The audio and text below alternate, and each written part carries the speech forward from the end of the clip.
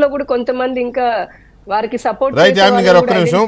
యామిని గారు, అనూష గారు ఇక్కడ అధికారంలో ఉండగా ఇలాంటి భాష, ఇలాంటి భావజాలంతోనే ప్రజల్లోకి వెళ్ళి ఏదో చేయాలనుకున్నారు, రెచ్చగొట్టారు, చాలా హింస పెట్టారు, వేధించారు. ఇప్పుడు అధికారం లేకపోయినా ఇంకా డే 1 నుంచి స్టార్ట్ చేశారు. ఇక్కడ ఎవరో కాదు, ఇంకా వాళ్ళు వీళ్ళు, చంద్రబాబు నాయుడు గారి భార్య, లేకపోతే యామిని, లేకపోతే అనూష, లేకపోతే ఇంకొక గాయత్రి, లేకపోతే ఇంకొక వాళ్ళు, ఇంకొక వీళ్ళు కాదు, డైరెక్ట్ చంద్రబాబునే మనం ఇది చేద్దామనే ఇది దానికి ఆయన ఎంచుకున్నట్టున్నాడు. సో దీన్ని ఎలా ఎదుర్కోవాలి, దీన్ని ఎలాగా ప్రజల్లో వీక్ అయ్యేలాగా చేయాలి అనేది పెద్ద టాస్కే ఇప్పుడు. ఎందుకంటే లేకపోతే మేము చెప్పినట్టుగా మీరు చెప్పుకోవాల్సి వస్తుంది రేపటి నుంచి. చంద్రబాబు నాయుడు గారి మీద ఏ రకమైన అటాక్ జరుగుతుందో ప్లీజ్. సార్ బేసిక్గా మీరు ఇందాక అన్నారు ఏకంగా అందరూ అయిపోయారు, ఇంకెవరు మాట్లాడడానికి మైక్ లేదు, వాళ్ళకి మైక్ పీసెస్ లేరు వీళ్ళెవరు, కాబట్టి స్వయంగా జగన్మోహన్ రెడ్డి వచ్చే మాట్లాడేస్తున్నాడు. సో దీని యొక్క శాంటిటీ ఎంతవరకు అని చెప్పేసి జనాలు బిలీవ్ చేస్తారని మీరు అనుకుంటున్నారు? ఒకటి సార్, ప్రణాళికాబద్ధంగా ఇంట్లో వాళ్ళని నేను క్లియర్గా చెప్తున్నాను సార్, దీంట్లో అసలు మళ్ళీ దీన్ని ఈ స్టేట్మెంట్ ఇవ్వడానికి నేను ఫీల్ కూడా అవ్వను.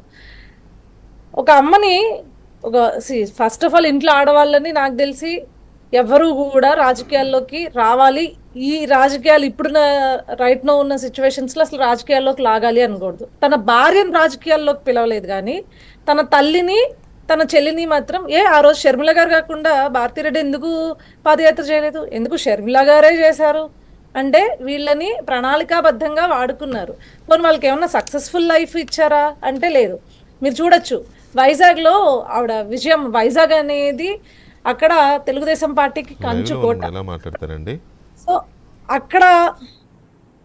అక్కడ పోటీ చేపిస్తే ఖచ్చితంగా ఓడిపోతుందని తెలిసినా కూడా దీని తర్వాత ఆమెకి పొలిటికల్ లైఫ్ ఎండ్ చేసేయాలి అక్కడ విజయమ్మ గారికి. సో అక్కడ ఒక ఎండ్ కార్డ్ వేశాడు. తర్వాత షర్మిల గారిని ఇష్టం వచ్చినట్లు మొత్తం అంటే తన కోసం పాదయాత్ర అని పేరు చెప్పి పూర్తిగా ఆవిడని సంపూర్ణంగా తిప్పించి తన కోసం తన గెలుపులో ఆవిడ్ని ప్రధాన భూమిక పోషించిన ఆవిడ్ని టోటల్గా పక్కన పెట్టేశాడు.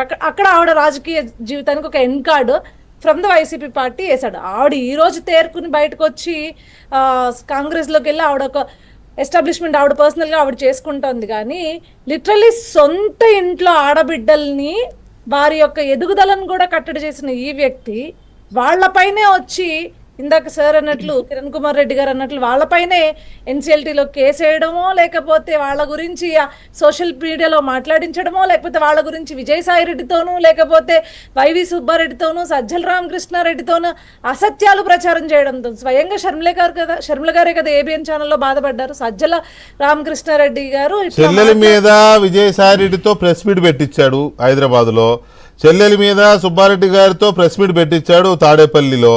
అన్నీ అలాంటి చేయించి ఇప్పుడేదో మా చెల్లి అని అంటే వినడానికి ఆవిడ పిచ్చిదా లేకపోతే ప్రజల పిచ్చి వాళ్ళ? ఎందుకు కాకమ్మ కబుర్లు, కాకన్ స్టోరీస్ ఎందుకు చెప్తాడు ఆయన అర్థం కాదు. ఎప్పుడు ఒక ట్రాన్స్ లో ఉంటాడు సార్. ఎలాంటి ట్రాన్స్ లో అంటే పిల్లి కళ్ళు మూసుకుని పాలు తాగుతూ ప్రపంచం మొత్తం చూడలేదు అనుకుంటది కదా, అట్లాంటి ఒక ట్రాన్స్ లో ఉంటాడండి. సో జగన్మోహన్ రెడ్డి స్వయంగా ఎవరినైతే అటాక్ చేయాలి అనుకుంటున్నాడో అవన్నీ కూడా జగన్మోహన్ రెడ్డి శుద్ధపూసలా కూర్చుని ప్రెస్ మీట్ ముందు మాట్లాడినా, లేకపోతే ఐపాక్ అని ఒక టీముని పెట్టుకుని వాళ్ళతో క్యారెక్టరైజ్ ప్యాకప్ అయింది. ఈ రోజు నీకు ఎన్ని సీట్లు ఇచ్చారు? 11 సీట్లు. అంటే జగన్మోహన్ రెడ్డి అనే ఒక నియంత్రణ జనాలు చూడక ముందు వరకు ఒక చరిత్ర, చూసిన తర్వాత ఒక చరిత్ర సార్. ఇంకెవరైనా కోరుకుంటారా? కోరుకోరు. Thank you very much Anush గారు అండ్ యామిని గారు, రామకృష్ణ గారు అండ్ రాజేష్ గారు, కిరణ్ గారు, థ్యాంక్ యూ వెరీ మచ్ అండి. చర్చలో